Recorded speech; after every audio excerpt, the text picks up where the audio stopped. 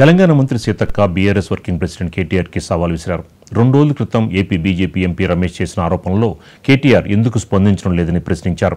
BRS party విలీనంపై BJP MP చేసిన ఆరోపణల్ని కేటీఆర్ ఖండించకపోగా కనీసం clarity కూడా ఎందుకు ఇవ్వడం లేదని ప్రశ్నించారు. ఇటీవల జరిగిన పార్లమెంట్ ఎన్నికల్లో బీజేపీతో కుమ్మక్క కాలేదని కేటీఆర్ ఎందుకు చెప్పడం లేదని, అసెంబ్లీ ఎన్నికల్లో 1% ఓట్లు తేడా వస్తే పార్లమెంట్ ఎన్నికల్లో బీఆర్ఎస్ ఓట్లని బీజేపీకి వెళ్లాయా అని ప్రశ్నించారు. ఈ వ్యవహారంపై మాజీ మంత్రి కేటీఆర్ గుండెపై చేయి వేసుకుని క్లారిటీ ఇవ్వాలని ఈ సందర్భంగా మంత్రి సీతక్క సవాల్ చేశారు.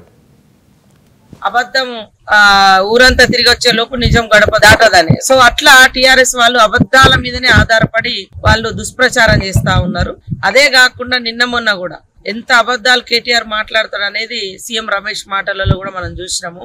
మరి ఆయన మాట్లాడిన దానికి సీసీ ఫుటేజీలతో సహా బయట పెడతా అన్నాడు. దానికి సిద్ధంగా మేము ఏ పార్టీతో ఒప్పందం లేదని, మీరు ఒప్పందం అయినరు కాబట్టి ఎంపీ ఎలక్షన్లలో మీరు ఎంత డిపాజిట్లు కూడా మీకు రాలేదు. మీరు అన్నారు కదా మమ్మల్ని జనరల్ ఎలక్షన్లలో ఎమ్మెల్యే ఎలక్షన్లలో మీకు మాకు 0.5% 1% తేడా మాకు ఇంతుంది అంతుందనే.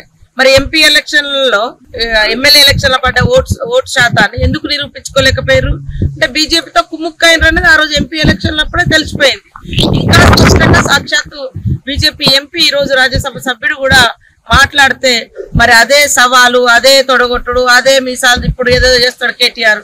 అదెందుకు మరి నేను రాలేదయ్యా నీ ఇంటికి, నేను బీజేపీ వాళ్ళతో కలుస్తాను అనలేదని ఎందుకు సవాలు విసరలేకపోతున్నాడు? కాబట్టి వాళ్ళు ఎంపీ ఎలక్షన్లప్పుడు కూడా బీజేపీ తోటే కుమ్మక్కారు. అబద్ధం